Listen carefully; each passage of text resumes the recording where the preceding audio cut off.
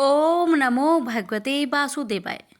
प्यारे भक्तगणों, स्वागत है आप सभी का हमारे यूट्यूब चैनल लक्ष्मी शर्मा की कहानियाँ पर।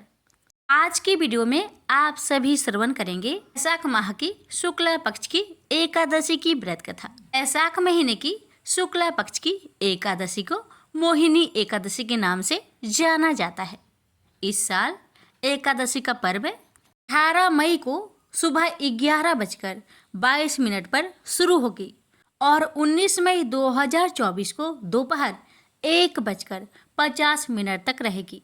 शास्त्रों में एकादशी का व्रत सूर्य उदय से मान्य होता है, इसलिए एकादशी का व्रत 19 मई 2024 को रखा जाएगा। वहीं मोहिनी एकादशी व्रत का पारण 20 मई दिन सोमवार को किया जाएगा। सोमवार के दिन आप व्रत का पारण सुबह 5:28 से सुबह 8:12 के बीच कभी भी कर सकते हैं। अब आइए जानते हैं मोहिनी एकादशी व्रत की पूजन विधि के बारे में। इस दिन समस्त कामनाओं तथा सिद्धियों के दाता भगवान श्री विष्णु की पूजा अर्चना करनी चाहिए। रोली मौली, पीले चंदन, अक्षत, पीले पुष्प, ऋतुफल, मिष्ठान आदि अर्पित कर धूप दीप से श्री हरि की आरती उतारकर दीपदान करनी चाहिए। इस दिन ओम नमो भगवते वासुदेवाय का जाप एवं विष्णु सहस्त्र नाम का पाठ करना बहुत लाभदायी होता है। इस दिन भक्तों को परनिंदा, छल कपट, लालच, देश की भावनाओं से दूर रहकर श्री नारायण को ध्यान में रखते हुए भक्ति भाव से उनका भजन करना चाहिए। यदि आपके लिए व्रत करना संभव नहीं है तो आप मन ही मन भगवान विष्णु का स्मरण करते रहे शीतल चीजें जैसे आम, खरबूजा, तरबूज, ककड़ी, शरबत, ठंडाई, जल आदि दान करें। धार्मिक मान्यताओं के अनुसार इसी दिन समुद्र मंथन के दौरान अमृत निकला था। तब भगवान विष्णु ने दैत्य से इसकी रक्षा करने के लिए मोहिनी का रूप धारण किया था और सभी देवताओं को अमृतपान करवाया था। पद्म पुराण के अनुसार भगवान श्री कृष्ण युधिष्ठिर को मोहिनी एकादशी का महत्व समझाते हुए कहते हैं कि महाराज, त्रेता युग में महर्षि वशिष्ठ के कहने पर परम प्रतापी श्री राम ने इस व्रत को किया। यह व्रत सब प्रकार के दुखों का निवारण करने वाला, सब पापों को हरने वाला व्रतों में उत्तम व्रत है। इस व्रत के प्रभाव से प्राणी भगवान विष्णु की कृपा से सभी प्रकार के मोह, बंधनों एवं पापों से छूटकर अंत में वैकुंठ धाम को जाता है। अब श्रवण करेंगे मोहिनी एकादशी की व्रत कथा। हिंदू धर्म के अनुसार व्रत के दौरान कथा का श्रवण जरूर किया जाता है। दरअसल पूजा के दौरान व्यक्ति कथा के जरिए उस व्रत का महत्व जान पाता है। महत्व जाने बिना व्रत का कोई अर्थ नहीं। वही कथा सुनने या पढ़ने वाला भगवान से संपर्क साधने में सक्षम हो पाता है, चूँकि एकादशी व्रतों में सर्वश्रेष्ठ माना गया है। इसलिए हर एकादशी की पूजा के दौरान व्रती को कथा पाठ जरूर करना चाहिए। इससे विष्णु जी की कृपा प्राप्त होती है। कथा को प्रसन्नचित मन से, एकाग्रचित चित्त से पूरा अवश्य सुनिएगा और कमेंट बॉक्स में लक्ष्मी नारायण की जय अवश्य लिखें और वीडियो को शेयर अवश्य करें। समुद्र मंथन में जब अमृत कलश निकला था और उसे असुर देवताओं से छीनकर भागने लगे थे, तब भगवान विष्णु का मोहिनी अवतार हुआ था। देवताओं की रक्षा के लिए भगवान विष्णु ने मोहिनी स्वरूप धारण किया था। यह भगवान विष्णु का एकमात्र स्त्री स्वरूप माना जाता है। समुद्र मंथन से अमृत कलश निकलने पर उसे पहले पाने की लालसा असुरों में हुई। वे देवताओं से अमृत छीन कर ले गए। वे उसे पीकर अमर तत्व प्राप्त कर लेना चाहते थे। यदि ऐसा हो जाता तो फिर देवताओं के लिए संकट खड़ा हो जाता। अच्छाई पर बुराई हावी हो जाती, सत्य पर असत्य का प्रभाव बढ़ जाता। इस स्थिति से बचने के लिए भगवान विष्णु ने मोहिनी अवतार लिया। भगवान विष्णु का मोहिनी स्वरूप ऐसा था जिसे देखकर हर कोई मोहित हो जाता था। असुरों से अमृत कलश पुनः प्राप्त करने के लिए भगवान विष्णु मोहिनी स्वरूप में उनके पास आए। उनको देखकर सभी असुर उन पर मोहित हो गए। वे सभी अपना सुध बुध खो बैठे। तब भगवान विष्णु ने देवताओं और असुरों को बारी बारी से अमृत पान कराने के लिए राजी किया, जिस पर असुर सहमत हो गए और वे अमृत कलश भगवान विष्णु के मोहिनी स्वरूप को दे दिए। तब भगवान विष्णु ने सबसे पहले देवताओं को अमृत पान कराया। उस दौरान एक असुर देवताओं का स्वरूप धारण कर उनकी पंक्ति में शामिल हो गया, जो अमृत पान करने लगा, लेकिन उसे सूर्य एवं चंद्रदेव पहचान गए थे। भेद उजागर होने पर भगवान विष्णु ने अपने चक्र से उस असुर का सिर एवं धड़ अलग कर दिया। अमृत पान की वजह से वह मरा नहीं, उसका सिर और धड़ जीवित रहा। वह राहु और केतु के नाम से जाना जाता है। भगवान विष्णु ने जिस तिथि को मोहिनी स्वरूप धारण किया, उस दिन वैशाख माह के शुक्ला पक्ष की एकादशी तिथि थी। यह एकादशी तिथि मोहिनी एकादशी के नाम से प्रसिद्ध हो गई। जो भी व्यक्ति मोहिनी एकादशी व्रत रखता है, वह मोह माया से मुक्त हो जाता है, उसके कष्ट एवं पाप मिट जाते हैं। प्रेम से बोलिए विष्णु भगवान की जय। धर्मराज युधिष्ठिर ने कहा, हे भगवान, मैं आपको नमस्कार करता हूँ। आपने वैशाख मास के कृष्ण पक्ष की एकादशी अर्थात बरुथनी एकादशी के बारे में विस्तार पूर्वक बतलाया। अब आप कृपा करके वैशाख शुक्ल एकादशी का क्या नाम है तथा उसकी कथा क्या है, इस व्रत की क्या विधि है, ये सब विस्तार पूर्वक बतलाए। भगवान श्री कृष्ण कहने लगे, हे धर्मराज, वैशाख मास के शुक्ला पक्ष की एकादशी को मोहिनी एकादशी के नाम से जाना जाता है। मैं आपसे एक कथा कहता हूँ, जिसे महर्षि वशिष्ठ जी ने श्री रामचंद्र जी से कही थी। राजन, आप ध्यान पूर्वक सुने। एक समय श्री राम बोले कि हे गुरुदेव, कोई ऐसा व्रत बतलाइए जिससे समस्त पाप और दुख का नाश हो जाए।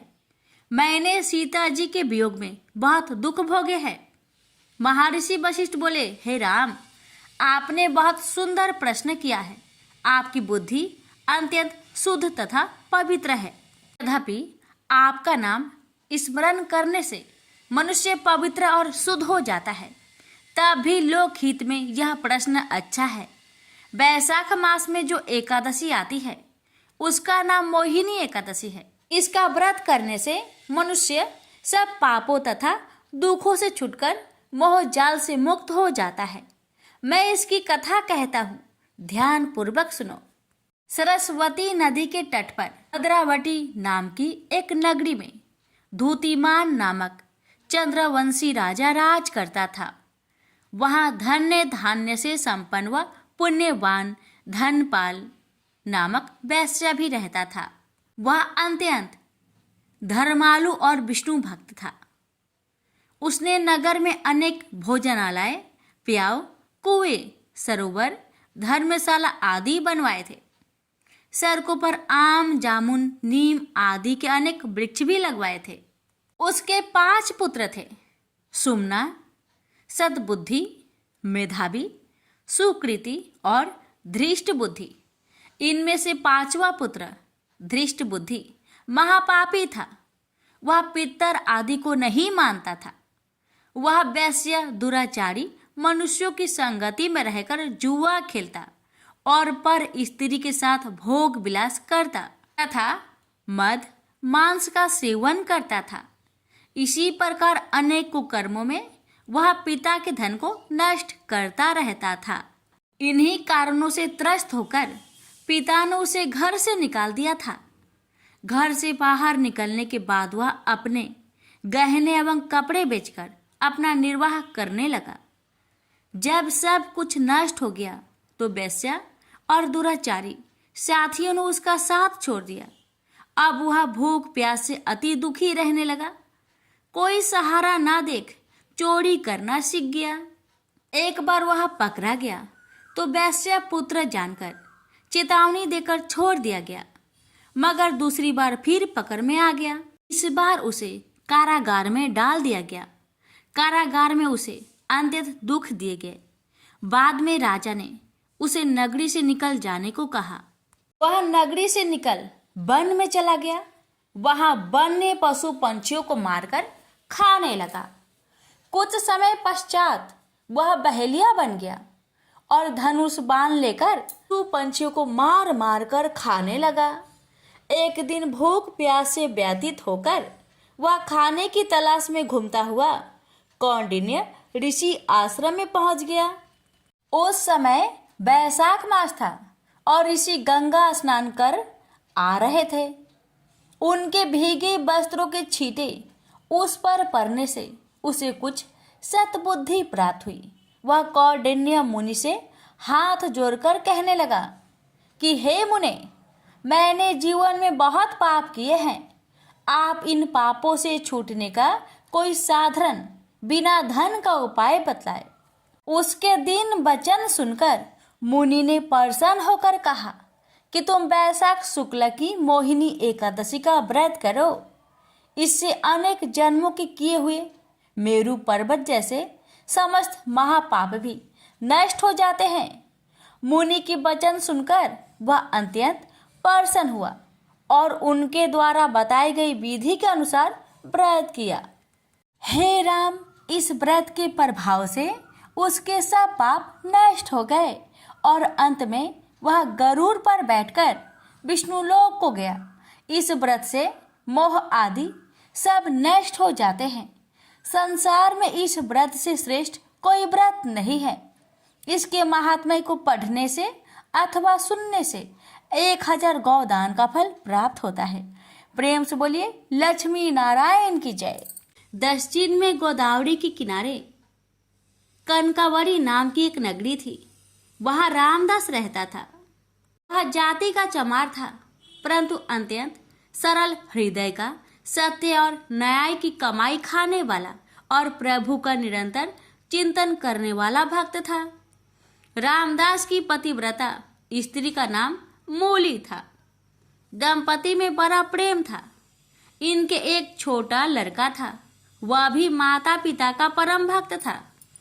तीनों प्राणियों के पेट भरने पर जो पैसे बचते उनसे रामदास अतिथि की सेवा और पीड़ितों के दुख दूर करने का प्रयास करता। वह समय समय पर भगवान नाम का संकीर्तन सुनने जाया करता। कीर्तन में सुनी हुई यह एक पंक्ति, हरि में जैसो तैसो बस तेरो, उसे बहुत प्यारी लगी और उसे कंठ स्थल हो गई। वह निरंतर इस पंक्ति को गुनगुनाता हुआ सारे काम किया करता। वह सचमुच अपने को भगवान का दास और आश्रित समझकर मन ही मन आनंद में भरा रहता। भगवान तो भाव के भूखे होते हैं। वह रामदास के ऐसे प्रेम को देखकर उसे अब अपनाना चाहते थे। कुछ चोर गहनों के साथ ही कहीं से एक सुंदर विलक्षण स्वर्ण युक्त शालिग्राम की विशाल मूर्ति चुरा लाए थे, जो उनके लिए सिर्फ एक पत्थर था। उनमें से एक चोर के जूते टूट गए थे। उसने सोचा इस पत्थर के बदले में जूते की जोड़ी मिल जाए तो अच्छा है। भागवत प्रेरणा से शालिग्राम की मूर्ति को लेकर वह सीधा रामदास के घर पहुंचा और मूर्ति उसे देकर कहने लगा, अरे भाई देख, यह कैसा मजेदार पत्थर है। जरा अपने औजार को इस पर घिस तो सही, देख कैसे अच्छा काम देता है। पर इसके बदले में मुझे एक जोड़ी जूते देने पड़ेंगे। चोर की आवाज सुनकर वह चौंका। उसके भजन में भंग पड़ा। उसने समझा कोई खरीदार है। उसने जूते की एक जोड़ी चोर के सामने रख दी। चोर ने उसे पहनकर दामों की जगह वह मूर्ति रामदास के हाथ पर रख दी। रामदास अभी तक अर्धचेतन आस्था में था। उसने मन तो बस प्रभु के विग्रह की ओर खींचा हुआ था, इसलिए पैसे लेने की बात याद ही नहीं रही। मूर्ति को उसने अपने सामने रख दिया और उसी पर औजार घिसने लगा। भगवान शालग्राम बनकर प्यारे भक्त के घर आ गए। एक दिन एक ब्राह्मण उस तरफ से निकले। शालिग्राम की ऐसी अनोखी मूर्ति चमार के पत्थर की जगह देखकर उन्हें बहुत दुख हुआ। उस समय रामदास उस गोल मूर्ति को पैरों के बीच में रखकर उस पर औजार घिस रहा था। ब्राह्मण ने विचार किया, भला बंदरों को हीरे की कीमत का क्या पता, यह चमार शालिग्राम को क्या पहचाने। उन्होंने मूर्ति खरीदने का विचार कर नजदीक जाकर उससे कहा, भाई आज मैं तुमसे एक चीज मांगता हूँ, तू मुझे देकर पुण्य लाभ कर। यह पत्थर मुझे बहुत सुंदर लगता है, मेरे नेत्र इससे हटाए नहीं हटते। रामदास जी ने ब्राह्मण के इस दीन भाव को देखकर वह पत्थर ब्राह्मण को दे दिया। पंडित जी इस दुर्लभ मूर्ति को पाकर बड़े प्रसन्न हुए। वे उसे घर लाए। उन्होंने कुएं के जल से स्नान किया, फिर पवित्र स्वच्छ वस्त्र पहनकर शालिग्राम भगवान को पंचामृत से स्नान करा। सिंहासन पर पधार कर षोडश उपचार से उनकी पूजा की।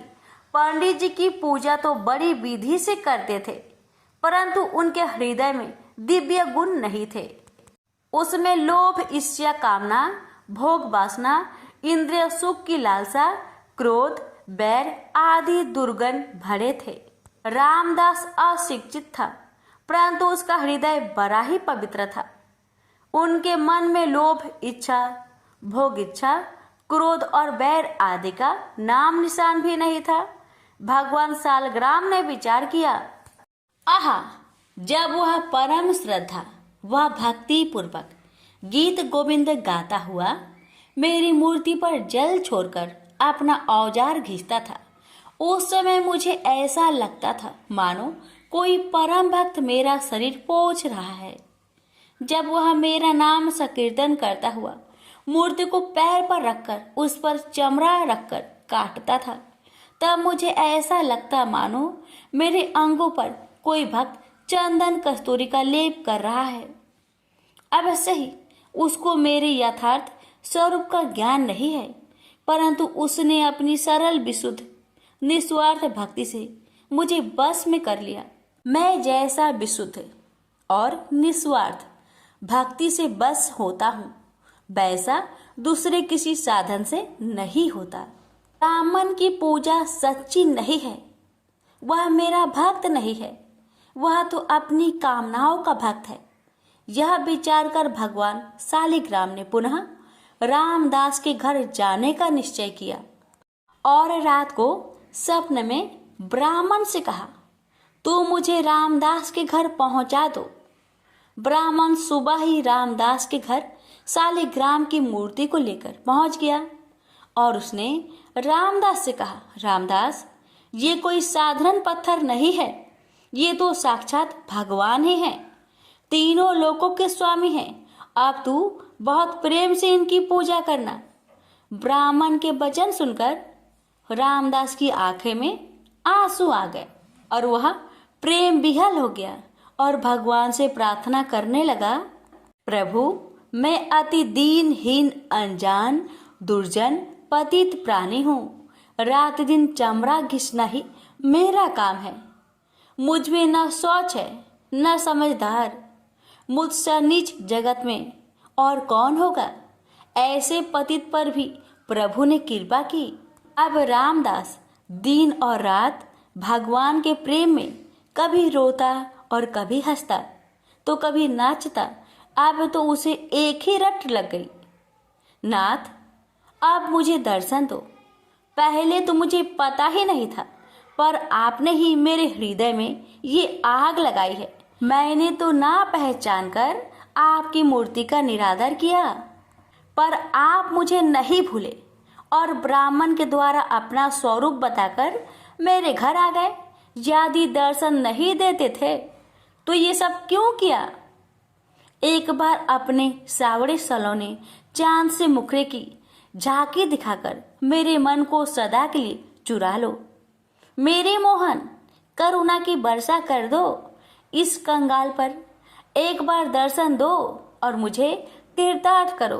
भगवान भक्त वत्सल है, जो एकमात्र भगवान को ही अपना आश्रय मानकर उनसे प्रार्थना करता है तो उसकी प्रार्थना भगवान तत्काल सुनते हैं। उसके ऐसे दिव्य प्रेम को देखकर भगवान से रहा न गया। वे एक वृद्ध ब्राह्मण का रूप धरकर उसके घर आ गए। भगवान ने उसके घर आकर उसकी विरह वेदना को शांत नहीं किया, बल्कि उसकी विरह वेदना को पहले से भी और अधिक बढ़ा दिया और उससे कहा, अरे भाई, भगवान का दर्शन कोई मामूली बात थोड़ी ही है।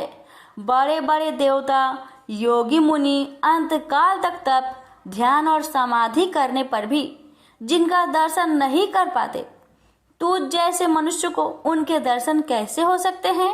यह सुनकर रामदास की आंखों से झरझर आंसू बहने लगे। उसने कहा, हे देव, मैं क्या करूं? मुझसे रहा नहीं जाता और मेरा यह दृढ़ विश्वास है कि मेरे नाथ दीन बंधु हैं, दया के अपार सागर है। मुझे वे दर्शन देंगे और जरूर देंगे। पति कैसे ही रंग रूप का क्यों ना हो, पर पत्नी का पति में अटूट प्रेम होता है। ऐसे ही मैं अपने स्वामी के स्नेह को परख चुका हूँ। यूं कहते कहते रामदास का कंठ रुक गया।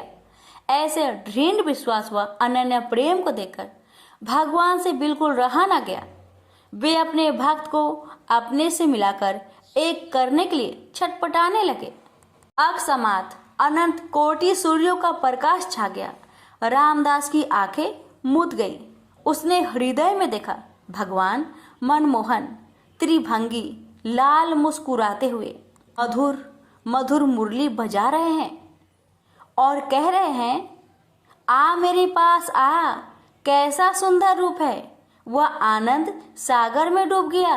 अचानक आंखें खुली, देखता है सामने भी प्रभु का वही दिव्य सच्चिदानंद घन विग्रह विराजमान है। रामदास के आनंद का परवार नहीं रहा। उसकी सारी व्याकुलता सदा के लिए मिट गई। भगवान ने उसे अपने में समा लिया और उसने प्रभु के दिव्य धाम में जाकर नित्य पार्षद का शरीर ग्रहण किया। प्रेम से बोलिए, हरे कृष्णा कृष्ण कृष्ण हरे हरे, हरे राम राम राम राम राम हरे हरे। एकादशी देवी की कथा। मोर नाम का एक दैत्य था। रावण और कंस की तरह वह भी बड़ा आतंक मचाता था। स्वर्ग में देवों सहित सभी को पीड़ा देता था। सब लोग उससे रक्षा मांगकर श्रीमन नारायण के शरण में गए। भगवान ने कहा, मैं उसे सहमलाता हूँ, चिंता मत करो। भगवान मोर के साथ युद्ध करने लगे, लेकिन अपनी सारी शारीरिक शक्ति लगाकर भी भगवान कुछ नहीं कर सके। भगवान को युद्ध के मैदान से पलायन करना पड़ा। वे हिमालय के एक गुफा में छिप गए। मोर भी उनका पीछा करते हुए वहां पहुंच गया। भगवान ने ध्यान करना शुरू किया और उनके मन से एक शक्ति उत्पन्न किया, उनकी मानसिक शक्ति। इस शक्ति ने बाहर आकर मोर को अपने तलवार से मार डाला। हम जानते हैं कि शरीर में 10 इंद्रियां है, 5 ज्ञान इंद्रिया और 5 कर्म इंद्रिया। 11वीं इंद्रिया है मन। संस्कृत में एकादशी का अर्थ है 11।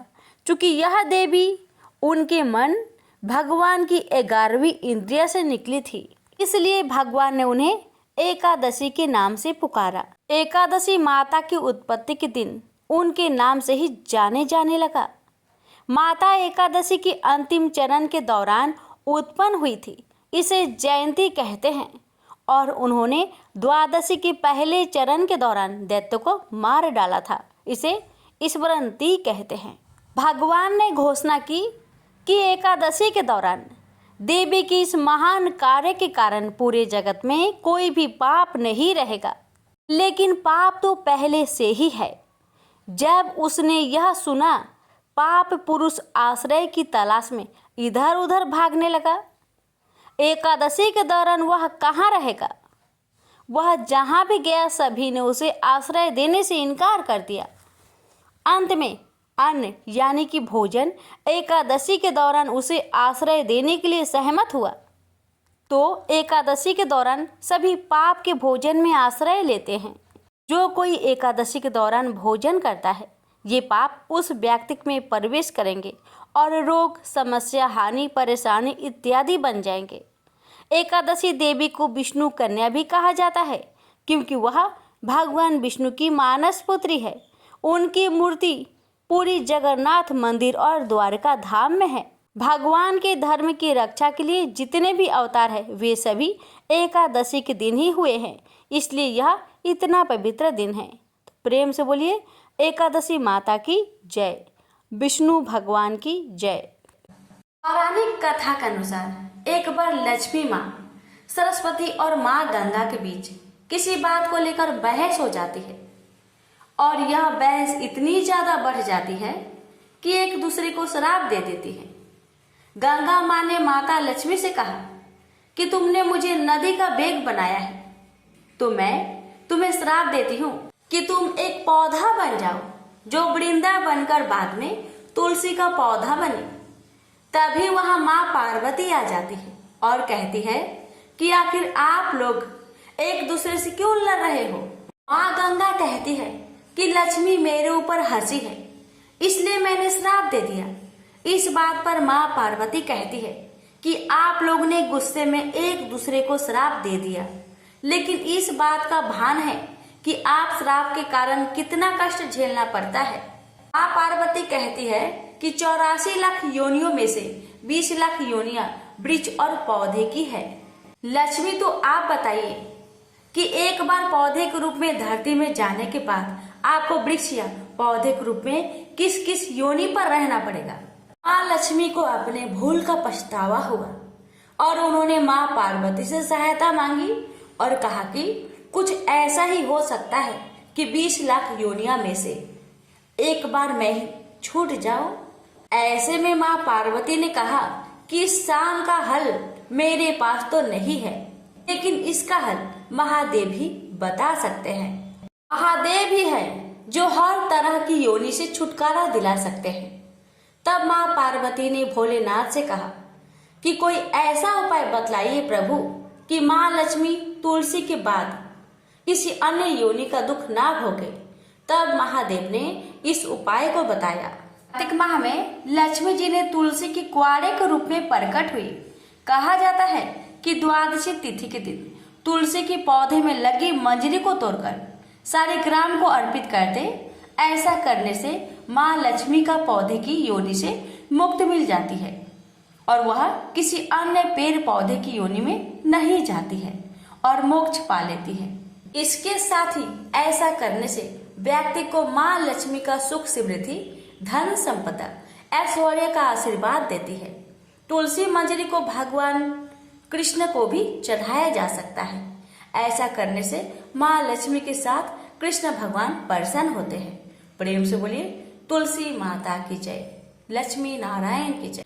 एक बार गणेश जी ने पृथ्वी के मनुष्य की परीक्षा लेने का विचार किया। वे अपना रूप बदलकर पृथ्वी पर भ्रमण करने लगे। उन्होंने एक बालक का रूप बना लिया। एक हाथ में एक चम्मच में दूध ले लिया और दूसरे हाथ में एक चुटकी चावल ले लिए और गली गली घूमने लगे। साथ ही साथ आवाज लगाते चल रहे थे, कोई मेरे लिए खीर बना दे, कोई मेरे लिए खीर बना दे। कोई भी उन पर ध्यान नहीं दे रहा था, बल्कि लोग उन पर हंस रहे थे। वे लगातार एक गांव के बाद दूसरे गांव इसी तरह चक्कर लगाते हुए पुकारते रहे, पर कोई खीर बनाने के लिए तैयार नहीं था। सुबह से शाम हो गई, गणेश जी लगातार घूमते रहे। एक बुढ़िया थी, शाम के वक्त अपनी झोपड़ी के बाहर बैठी हुई थी।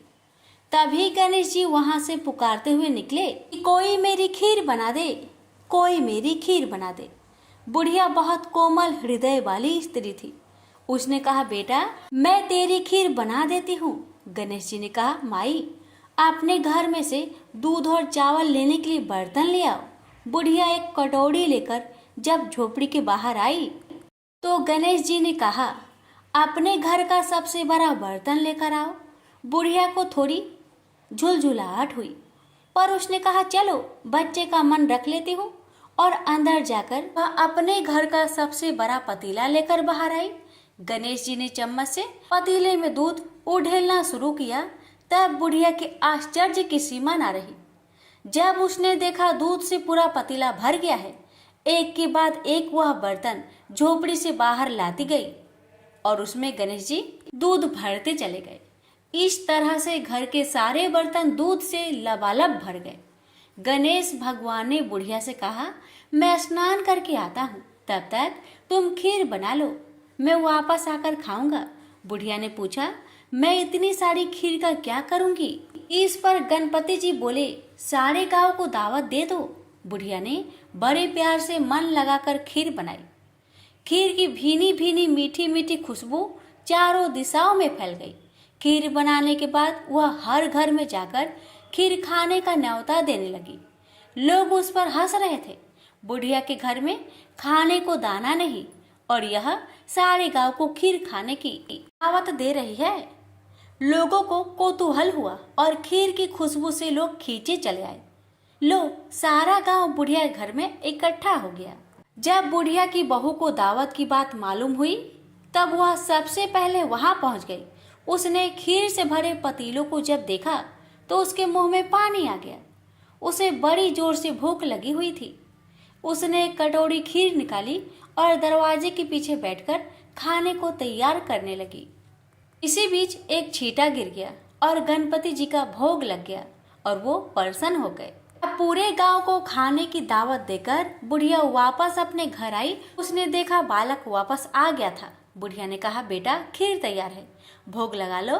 गणपति जी बोले, माँ भोग तो लग चुका है, मेरा पेट पूरी तरह से भर गया है, मैं तृप्त हूँ, अब तू खा, अपने परिवार और गांव वालों को खिला। बुढ़िया ने कहा, यह तो बहुत ज्यादा है, सबका पेट भर जाएगा, इसके बाद भी यह बच जाएगी। उस बची खीर का मैं क्या करूंगी? इस पर गणेश जी बोले, उस बची खीर को रात में अपने घर के चारों कोनों में रख देना। और बुढ़िया ने ऐसा ही किया। जब सारा गांव जी भरकर खा चुका, तभी ढेर सारी खीर बच गई। उसने उसके पत्रों को अपने घर के चारों तरफ रख दिया। वहां उठकर उसने क्या देखा? पतीले में खीर के स्थान पर हीरे, जवाहरात और मोती भर गए हैं। बहुत खुश हुई। उसकी सारी दरिद्रता दूर हो गई। वह आराम से रहने लगी। उसने गणपति जी का एक भव्य मंदिर बनवाया और साथ में एक बड़ा सा तालाब भी खुदवाया। इस तरह उसका नाम दूर दूर तक प्रसिद्ध हो गया। उस जगह वार्षिक मेले लगने लगे। लोग गणेश जी की कृपा प्राप्त करने के लिए उस स्थान पर पूजा करने और मान्यताएं मानने के लिए आने लगे। गणेश जी सबकी मनोकामनाएं को पूरी करने लगे। प्रेम से बोलिए गणेश भगवान की जय। एक लपसी था, एक तपसी था। तपसी हमेशा भगवान की तपस्या में लीन रहता था। लपसी रोजाना 1.25 सेर की लापसी बनाकर भगवान का भोग लगाकर जीम लेता था। एक दिन दोनों लड़ने लगे। तपसी बोला, मैं रोज भगवान की तपस्या करता हूँ, इसलिए मैं बड़ा हूँ। लपसी बोला, मैं रोज भगवान को 1.25 सेर लापसी का भोग लगाता हूँ, इसलिए मैं बड़ा हूँ। नारद जी वहां से गुजर रहे थे। दोनों को लड़ता देखकर उनसे पूछा कि तुम क्यों लड़ रहे हो? तपसी ने खुद के बड़ा होने का कारण बताया और लपसी ने अपना कारण बताया। नारद जी बोले, तुम्हारा फैसला मैं कर दूंगा।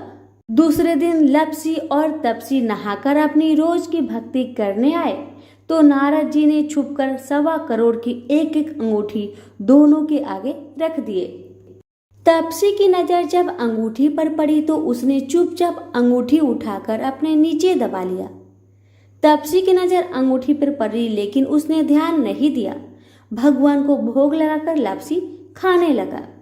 नारद जी सामने आए तो दोनों से पूछा कि कौन बड़ा है, तो नारद जी ने तपसी से खड़ा होने को कहा। वो खड़ा हुआ तो उसके नीचे दबी अंगूठी दिखाई पड़ी। नारद जी ने तपसी से कहा, तपस्या करने के बाद भी तुम्हारी चोरी करने की आदत नहीं गई, इसलिए लपसी बड़ा है और तुम्हें तुम्हारी तपस्या का कोई भी फल नहीं मिलेगा। तपसी शर्मिंदा होकर माफी मांगने लगा। उसने नारद जी से पूछा, मुझे मेरी तपस्या का फल कैसे मिलेगा? नारद जी ने कहा, यदि कोई गाय और कुत्ते की रोटी नहीं बनाएगा तो फल तुझे मिलेगा। यदि कोई ब्राह्मण को भोजन करवाकर दक्षिणा नहीं देगा तो वह फल तुझे मिलेगा। यदि कोई साड़ी के साथ ब्लाउज नहीं देगा तो फल तुझे मिलेगा। यदि कोई दिए से दिया जलाएगा तो फल तुझे मिलेगा। यदि कोई सारी कहानी सुने लेकिन तुम्हारी कहानी नहीं सुने तो फल तुझे मिलेगा। उसी दिन से हर व्रत कथा कहानी के साथ लपसी तपसी की कहानी भी सुनी और कही जाती है। प्रेम से बोलिए लक्ष्मी नारायण की जय। अब श्रवण करेंगे एकादशी की आरती। ओम जय एकादशी, जय एकादशी, जय एकादशी माता। विष्णु पूजा व्रत को धारण कर शक्ति मुक्ति पाता। ओम जय एकादशी माता, तेरे नाम गिनाऊं देवी, भक्ति प्रदान करने। गण गौरव की देनी माता, शास्त्रों में बरनी। ओम जय एकादशी माता, मार्गशीर्ष के कृष्णा पक्ष की उत्पन्ना विश्वातारिणी जन्मी। शुक्ल पक्ष में हुई मोक्षदा मुक्तिदाता बनाई। ओम जय एकादशी माता, पौष के कृष्णा पक्ष की सफला नामक है। शुक्ल पक्ष में होए पुत्र दा आनंद अधिक रहे। ओम जय एकादशी माता, नाम सटटिला माघ मास में कृष्ण पक्ष आवे। शुक्ल पक्ष में जया कहावे, विजय सदा पावे। ओम जय एकादशी माता, विजया फाल्गुन कृष्ण पक्ष में शुक्ल आमल की। पाप मोचनी कृष्ण पक्ष में चैत्र महाबली की। ओम जय एकादशी माता, चैत्र शुक्ल में नाम कामदा धन देने वाली।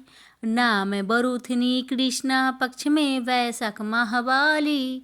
ओम जय एकादशी माता, शुक्ल पक्ष में होई मोहिनी, अपरा ज्येष्ठ कृष्ण पक्षी। नाम निर्जला सब सुख करने, कृष्ण पक्ष रखी। ओम जय एकादशी माता, योगिनी नाम आषाढ़ में जानो, कृष्ण पक्ष करनी। देव सैनी नाम कहायो, शुक्ल पक्ष धरनी। ओम जय एकादशी माता, कामिका श्रावण मास में आवे, कृष्ण पक्ष कहिए। श्रावण शुक्ल होए पवित्र, आनंद से रहिए। सावन शुक्ल होए पवित्र, आनंद से रहिए। ओम जय एकादशी माता, जा भाद्रपदे कृष्ण पक्ष की परिवर्तनी शुक्ला। इंद्र आश्विन कृष्ण पक्ष में व्रत से भाव सागर निकला। ओम जय एकादशी माता, पापंकुशा है शुक्ला पक्ष में आप हरण हारी। रमा मास कार्तिक में आवे, सुखदायक भारी। ओम जय एकादशी माता, देवोत्थानी शुक्ला पक्ष की, दुख ना सके मैया। देवोत्थानी शुक्ल पक्ष की, दुख ना सके मैया। पावन मास में करूँ विनती, पार करो नैया। पावन मास में करूँ विनती, पार करो नैया। ओम जय एकादशी माता, परमा कृष्ण पक्ष में होती, जन मंगल करनी।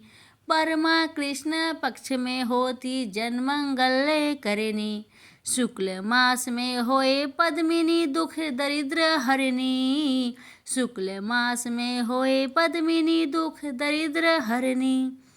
ओम जय एकादशी माता, जो कोई आरती एकादशी की भक्ति सहित गावे।